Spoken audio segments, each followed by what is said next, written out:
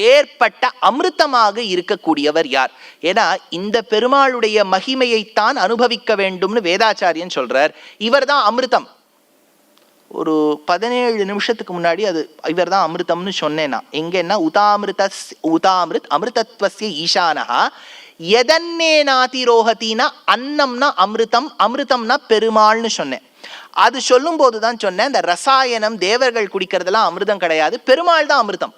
நமக்கு பெருமாளை பார்த்துட்டே இருந்தா அவரை சுவாகா பண்ணிட்டே இருக்கலாமே, பருக பருக பருக ஆறாவ அமுதனாக இருக்கின்றானே பெருமாள், அதுதான் அமிர்தம். இந்த அமுதம் யாருன்னா இங்க தொண்டரடிப்புடி ஆழ்வார் எடுத்தார்.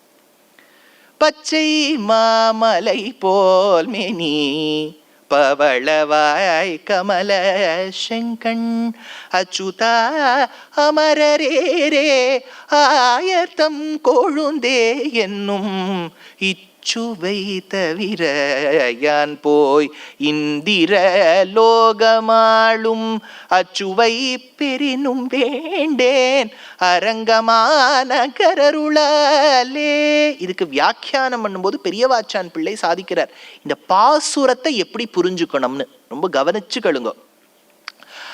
பச்சைமா மலைப்போல் மேனி என்னும் பவளவாய் என்னும் கமல செங்கண் என்னும் அச்சுதா வென்னும் ஆயரேரே என்னும் இச்சுவை தவிர யான் போய் அப்படி பிரிக்கணுமா, என்னும்ங்கிறத ஒரு ஒரு இடத்துலையும் சேர்க்கணுமா. ஏன்னா இது அத்தனையும் சொன்னாதான் பெருமாளோட அழகு இருக்குங்கிறது இல்லையா. பச்சை மாமலை போல் மேனின்னு சொன்னாலே ஆழ்வார் மயங்கி விழுந்துருவாராம். இப்போ யோசிச்சு பாருங்களேன், நீங்கள் வெஸ்டர்ன் காட்ஸ்க்கு போறேன், அங்கே ஒரு 3-4 மாதம் மழை பொழிஞ்சு பொழிஞ்சு பாறைகளில் அப்படியே ஒரு சின்ன மெல்லிசா பாசி பூத்துருக்கு. ஒரு மாதிரி பௌர்ணமி நிலவு அன்னைக்கு நீங்கள் போயிட்டு இருக்கேள், நிலாவுடைய வெளிச்சம் அந்த மலைகளில் பட்டு ஒரு பச்சை கலர் தெரிக்கிறது, கீழெல்லாம் பச்சை பச்சேல்னு மரங்கள், அது அப்படியே படுத்துட்டு இருக்கிறத பார்த்தா சட்டுன்னு பெருமாள் படுத்துட்டு இருக்கா மாதிரி இருக்கு. பச்சைமா மலை போல் மேனி என்னும் அதே இடத்த தங்கிடுறேன். கார்த்தால கதிரவன் குணதிசை சிகரம் வந்தடைந்தான்னு சூரியோதயம் மாறுது. அப்போ அந்த இடத்துல ஃப்ளேம் ஆஃப் த ஃபாரஸ்ட்னு பெங்களூர்ல ரொம்ப பிரசித்தமான மரங்கள், அது அப்படியே பார்க்குறது செக்கச்சவேல்னு இருக்கும். அந்த இலைகள்லாம் அப்படியே புஷ்பங்கள்லாம் கீழே விழுந்திருக்கு. அப்போ அவருடைய அந்த சிவப்பா இருக்கக்கூடிய புஷ்பங்கள்லாம் பார்த்தா அப்படியே அவருடைய அதர ஞாபகத்துக்கு வருது. பவளவாய் பக்கத்துல ஒரு புஷ்கரிணி, அவ்வளவு தாமரை பூத்திருக்கு. கம்பீராம்ப சமுத்பூத சுமிருஷ்டனால ரவிகர விகசித புண்டரீகதள அமல ஆயதேக்ஷணான்னு இருக்கக்கூடிய தாமரைகள் பூத்திருக்கு. அதை பார்த்த உடனே செங்கண், அப்பேற்பட்டவர் யார்? நம்ம கைவிட மாட்டார். அச்சுதா, செவத்தினா கைவிடுறது, அச்சுதன்னா கைவிடாதவன். அவன் யார்? ஆயர்த்தம் கொழுந்து. முதல்ல அமரரேரே, அமரரேருன்னா சர்வலோகத்துக்கும் அமரர்களுக்கு சுவாமியாய் நித்தியசூரிகளுக்கு சுவாமியா இருக்கார். அவர் ரொம்ப பெரிய அதிகாரின்னா நமக்கெல்லாம் வரமாட்டார். ஆயர்த்தம் கொழுந்தே, ஆயர்களுக்கு நடுவில் இருக்கக்கூடியவன். இப்பேற்பட்ட பகவானை விட்டுட்டு இந்த இப்பேற்பட்ட பகவான் யார்? Very good. ஸ்ரீரங்கத்துல ரங்கநாதரை தொண்டரடிப்புடி ஆழ்வார் சேவிச்சுட்டு இருக்கார். பச்சை மாமலை போல் மேனி என்னும் பவளவா என்னும் கமலசெங்கண் என்னும் ஆயரேரே என்னும் அச்சுதாவென்னும் இதெல்லாம் சொல்லிட்டு இந்த பெருமாளை விட்டுட்டு எனக்கு இவர் சொல்றார் இந்திரலோகம் ஆளும். இந்திரலோகத்துக்கு போங்கிறார். இந்திரலோகம்னா என்ன? Very good.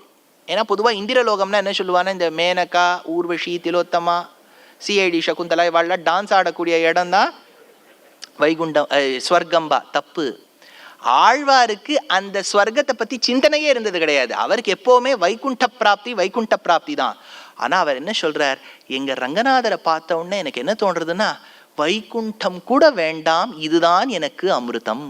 அதனால அமிர்தத்வஸ்ய ஈசானஹா எதன்னேனாதி ரோகத்தினா அது எங்கள் ரங்கநாதனை குறிக்கும் அப்படின்னு எடுக்கலாமா. அடுத்தது இந்த இடத்துல ஒரு விஷயம் சாதிக்கிறார்.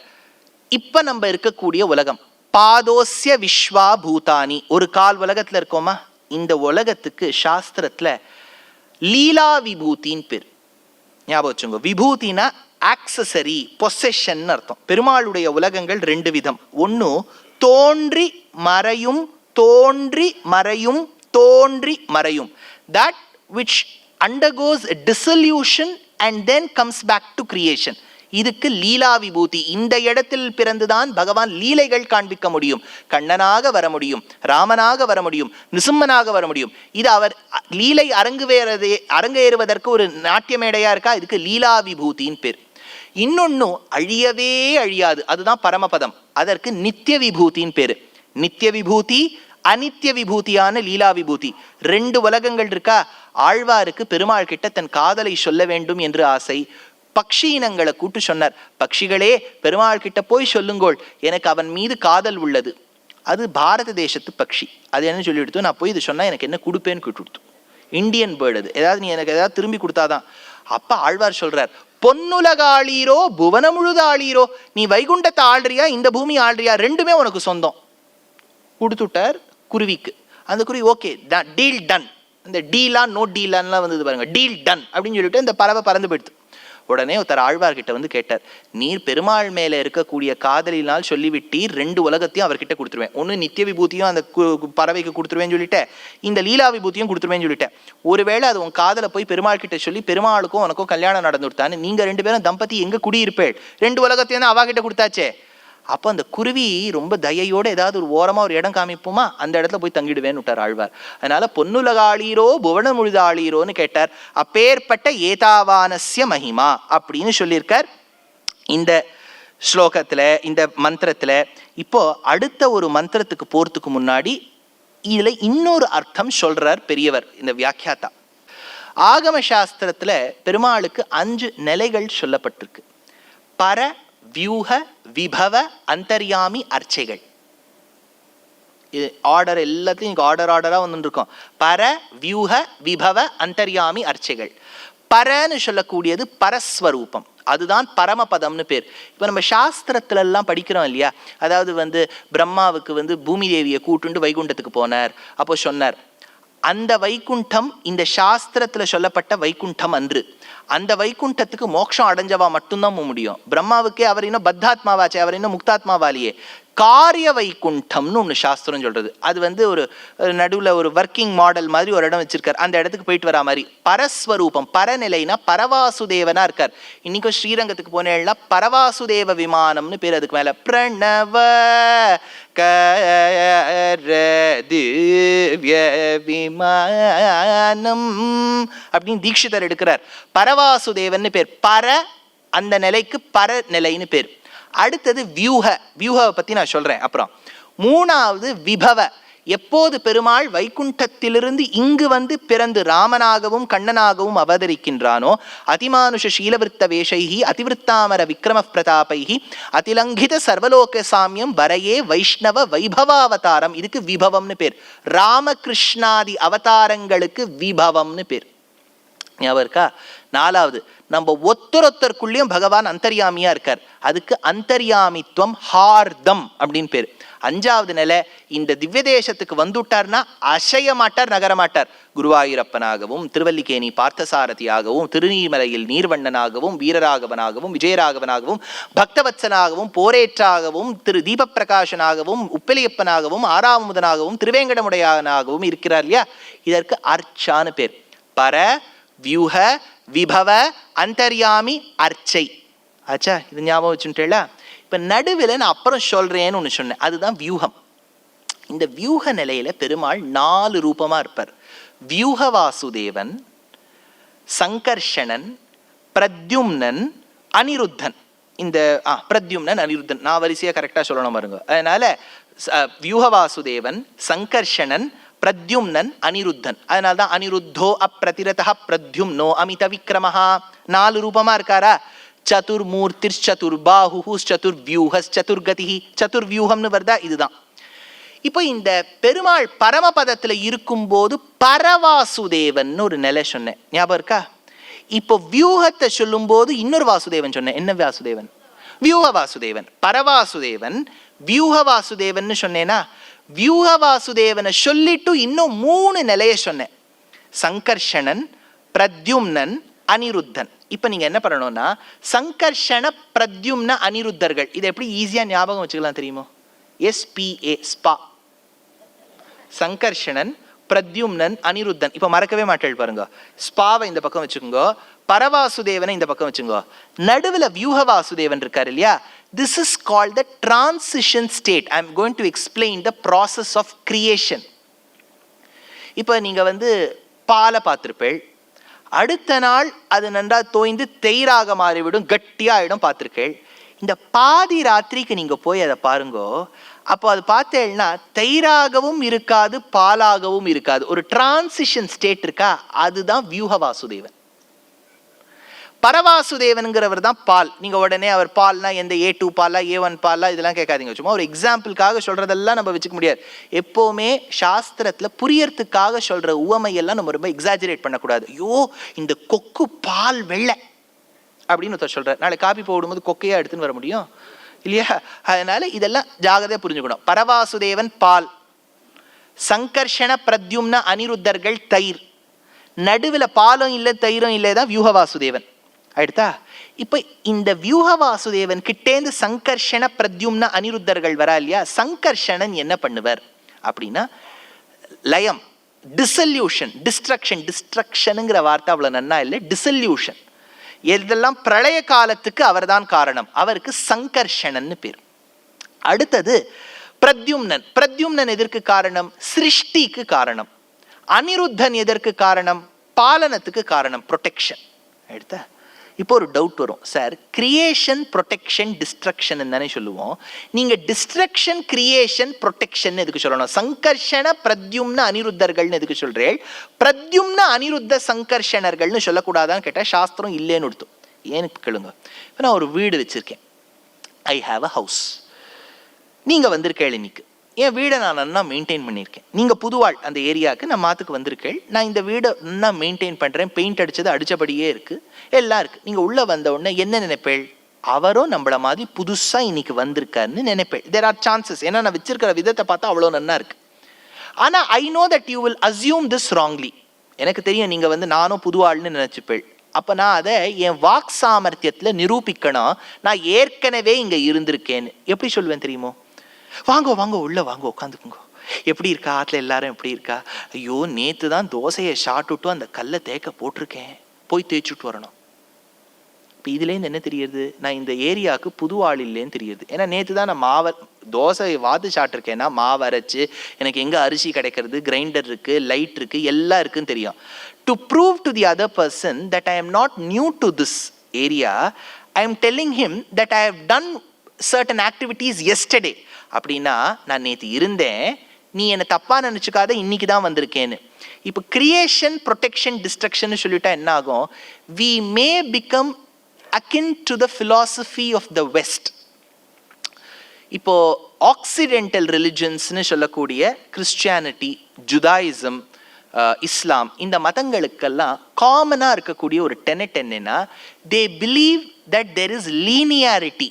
ஜாகிரதையாக புரிஞ்சுக்கோ, பிறந்தோம், வாழ்கின்றோம், மரணம் அடைவோம், மறுபிறப்பில் அவர்களுக்கு நம்பிக்கை கிடையாது. They don't believe that the life process is cyclic. They believe it is linear.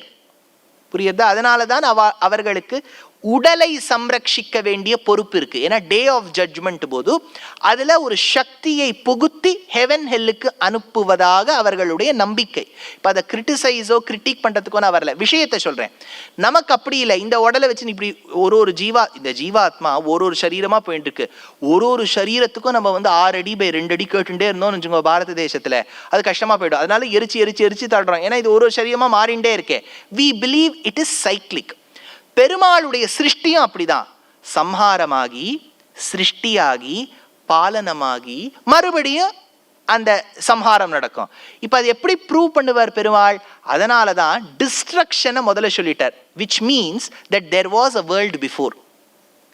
ஆச்சா, அதனால தான் சங்கர்ஷண பிரத்யும்ன அனிருத்தர்கள்னு சொல்றோம்.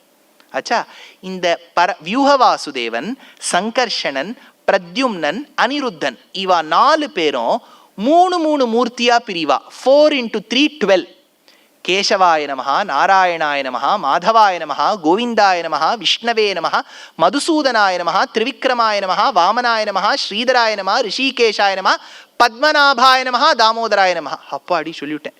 12 பேர் கரெக்டாக வந்துடுத்தா அது இந்த நித்தியப்படி சொல்கிறது சந்தியாவந்தனத்தில் அது ஒரு வேகத்தில் போகும். நம்ம சொல்லியிருக்கோமா, அவருக்கும் நமக்கும் தானே தெரியும் கணக்கு ஒழுங்காக சொல்லியிருக்கோமா இல்லையான்னு. இப்போ சொல்லும்போது உங்கள் எதிர்க்க பயமாக இருந்தது, நம்ம சொல்லணுமேனு. 4 × 3 12 வந்துடுத்தா. இப்போ வியூக வாசுதேவன், சங்கர்ஷணன், பிரத்யும்னன், அனிருத்தன். சங்கர்ஷணன் முதல் 3 மூர்த்தி, கேசவாய, நாராயணாய, மாதவாய. இப்போ 4 × 3 12 வருது இல்லையா. இதில் ஒவ்வொரு பெருமாளுடைய அம்சமும் ஒவ்வொரு மாசத்துக்கு அதிகாரி. இந்த மாசத்துக்கு அதிகாரி, மார்கசீர்ஷ மாசத்துக்கு அதிகாரி கேசவன். அதனால்தான் ஆண்டாள் வங்க கடல் கடைந்த மாதவனை கேசவனை, கேசவனை பாடவும் நீ கேட்டே கிடத்தியோ. ஏன்னா அவ மார்கழி மாசத்துல பாடிட்டு இருக்கா. புரியுறதா? இப்போ துவாதச நாமம் வந்துடுத்து, சதுர்மூர்த்தி சதுர்பாகு வந்துடுத்து. இவாதான் இந்த சிருஷ்டியை பண்ண போறா. இப்ப இந்த சிருஷ்டி காரியங்கள்லாம் நடக்கும்போது அனிருத்தன் பாலனத்தை பார்த்துப்பார். இப்ப இனிமேலேந்து, இது வரைக்கும் நாராயணன்கிறவர் தான் புருஷன்னு சொல்லிட்டேன் மந்திரங்கள்ல. இனிமேலேந்து வரக்கூடிய மந்திரங்கள்ல புருஷன் வேதம் சொல்லிடுத்துனா அது அனிருத்தன் அர்த்தம். ஸ்பெசிபிக்கா அனிருத்த நாராயணன் அர்த்தம். சரியாச்சா? இப்போ இந்த இடத்துல யம்பூத பவ்ய பவதீஷ மனீஷ மாஹுஹு அந்தः சமுத்திர நிலையம் யமனந்த ரூபம் யஸ்ய த்ரிலோக ஜனனி மகிஷீ ச லக்ஷ்மி சாக்ஷாத் சயேவ புருஷோசி சஹஸ்ரமூர்தா அப்படின்னு நம்ம சொன்ன கருத்தை கூறத்தாழ்வான் அப்படியே எடுக்கிறார். இப்ப இதை எதுக்கு சொன்னேன்னா, இதுல ஒரு மூர்த்தியை தனியா பிரிச்சுட்டோம், வியூக வாசுதேவன்கிறவர் தனியா பிரிச்சுட்டோம். ஸ்பா யாரு? சங்கர்ஷணன், பிரத்யும்னன், அனிருத்தன், அவளை தனியா வச்சிருக்கோம். அப்போ 3 இந்த பக்கம், 1 ஒரு பக்கமா. அப்போ வேதம் என்ன சொல்லிட்டு, பாதோஸ்ய விஸ்வா பூதானி, ஒரு பாதத்தை நீ பார்க்கற அப்படின்னா வியூக வாசுதேவனை பார்க்கற. திரிபாதஸ்யாமிருதம் திவி, அனிருத்த சங்கர்ஷண பிரத்யும்னர்களை இந்த பக்கம் பார்க்கற அப்படின்னு இவாளுடைய மகிமையை சேர்த்து சொல்ல வந்தது. அதனால இந்த பூவுலகை பார்க்கும்போது கால் பகுதி, பார்க்காதது முக்கால்னா, பார்க்கறது வியூக வாசுதேவன், பார்க்காதது சங்கர்ஷண பிரத்யும்ன அனிருத்தர்கள் அப்படின்னு 2வது அர்த்தத்தை எடுக்கிறார். இப்போ 4வது மந்திரம், 18 மந்திரங்கள் 2வது நாள் 4வது மந்திரத்துல இருக்கும். திரிபாதூர்த உதைத் புருஷः பாதோஸ்யேஹா பவாத் புனः ததோ விஸ்வங் வியக்ராமத் சாஷன்னான்னஷன்னே அபி. கரெக்டா இந்த மந்திரம்? இப்ப பார்க்கலாம். இப்போ திரிபாதூர்த்வ உதைத் புருஷா, இந்த புருஷன், புருஷன்னா யாரு? அனிருத்தனா? பாயிண்ட் எப்படி கிரியேட் பாருங்க. இந்த இடத்துலேருந்து அனிருத்தன். இப்போ ஏன் இதை முக்கியமா சொல்றேன், ஏன்னா இப்போ 7வது மந்திரத்திலேருந்து புருஷன்கிறவர் பிரம்மா ஆயிடுவர். இப்போ பிரௌக்ஷன்னு புருஷம் ஜாதமக்ரதா, அந்த இடத்துல பிரம்மா. இதே புருஷனுக்கு முதல்ல நாராயணன், நடுவில் அனிருத்தன், பின்னாடி பிரம்மா. அது எப்படி அந்த இடம் வரும்போது நான் சொல்றேன். முதல்ல இப்ப பாருங்க, திரிவிக்ரமன்கிறது வேதம். திரிபாத் ஊர்த்வ உதைத் புருஷா, திரிவிக்ரமன்னா முவ்வுலகங்களையும் அளந்தவன். இந்த திரிவிக்ரமனுக்கும் வேதத்துக்கும் ரொம்ப சம்பந்தம். என்னன்னா, பொதுவா வேத கர்மாக்கள், இப்போ ஹோமாதிகள் பண்ணும்போது நடுவில் இப்போ நான் தான் வாத்தியார் சுவாமி, எனக்கு ஒரு ஃபோன் வந்துடுறதுன்னு வச்சுங்க, இல்லை ரிங்டோன் அடிக்கிறது, நான் உடனே காதில் ஹலோ அப்படிங்கிறேன். அப்போ என்ன ஆயிடுறது, வேதம் சொல்ல வேண்டிய இடத்துல நடுவில் ஒரு கேப் வந்துடுறதா. அப்போ வேதம் அதுக்கு பிராயஷ்சித்தம் ஒன்று சொல்றது. இப்போ நடுவில் இப்போ ஃபோன் எடுக்கக்கூடாது பாவம். இப்போ நம்ம எப்பவுமே ரூல்ஸ் மற்றவாளுக்கு தான் போடுவோம். How dare he take the phone. இதே நம்ம அந்த கர்மாவில் உட்காந்துட்டு இருப்போம், நம்ம ஃபோன் பேசலாம். ஃபோன் பேசப்படாதுன்னா பண்ணி வைக்கிறவரும் பேசக்கூடாது, பண்றவரும் பேசப்படாது, ரெண்டும் இருக்கு இல்லையா. இப்ப பிராயஷ்சித்தம் வேதம் ஒன்று சொல்றது. ஒருவேளை வேத மந்திரம் சொல்லும் போது அந்த கர்மா பண்ணும்போது நடுவில் கொஞ்சம் ஏதாவது ஒரு செபாட்டிக்கலோ ஒரு இன்டர்வெல்லோ வந்துடுத்துனா, திரும்பி துவங்குவதற்கு பூர்வம் திரிவிக்ரமனுடைய மந்திரம் சொல்லிட்டு தான் ஆரம்பிக்கணும்னு வேதத்துல பரிகாரம். அதனால தான் இப்போ உபன்யாசம் இப்போ நடுவில் எப்போவுமே என்ன ஆகும்னா, நிறைய சபாக்கள்ல சார் லாஸ்ட் டே நீங்கள் முடிக்கிறதுக்கு ஒரு 15 நிமிஷத்துக்கு முன்னாடி எங்ககிட்ட மைக்கை கொடுத்துருங்க, உங்களுக்கு நான் நன்றி உரை சொல்லுவோம்பா. எனக்கு அது ஜென்ரலி அவ்வளவா பிடிக்காது. ஏன்னா ஒரு ஃப்ளோவில் இருக்கும்போது டப்புன்னு நிறுத்திவிட்டு அப்புறம் எங்கே விட்டோன்னு தெரியாது. உபன்யாசத்தில் அது உபன்யாசகர் ஜாகிரதையாக இருக்கணும். இப்போ பாடுறவாள்லாம் என்ன பண்ணிடுவார்னா, நடுவில் தண்ணி எடுத்து சாப்பிட்டு மிருதங்க காராள பாப்பா, வயலின் காராள பாப்பா, இப்போ நாங்கள்லாம் பேசிகிட்டே இருக்கணும். நடுவில் நான் தீர்த்தம்லாம் எடுத்து சாப்பிட்டேன்னு வச்சுக்கோங்க, சொல்கிற ஃப்ளோ போயிடும். அப்படி ஒருவேளை சில பேர்லாம் no sir we insist you have to give the mic to us, சரி இன்சிஸ்ட் பண்ணுறாளேன்னு மைக்கை கொடுத்துருவோம். இப்போ திருப்பி கண்டினியூ பண்ணணும் இல்லையா. அப்போ என்ன பண்ணணும்னா, ஓங்கி உலகளந்த உத்தமன் பேர் பாடிங்கிற பாசுரத்தை சொல்லிட்டு தான் ஆரம்பிக்கணும். ஏன்னா அது திரிவிக்ரமனுடைய தமிழ் பாசுரம்.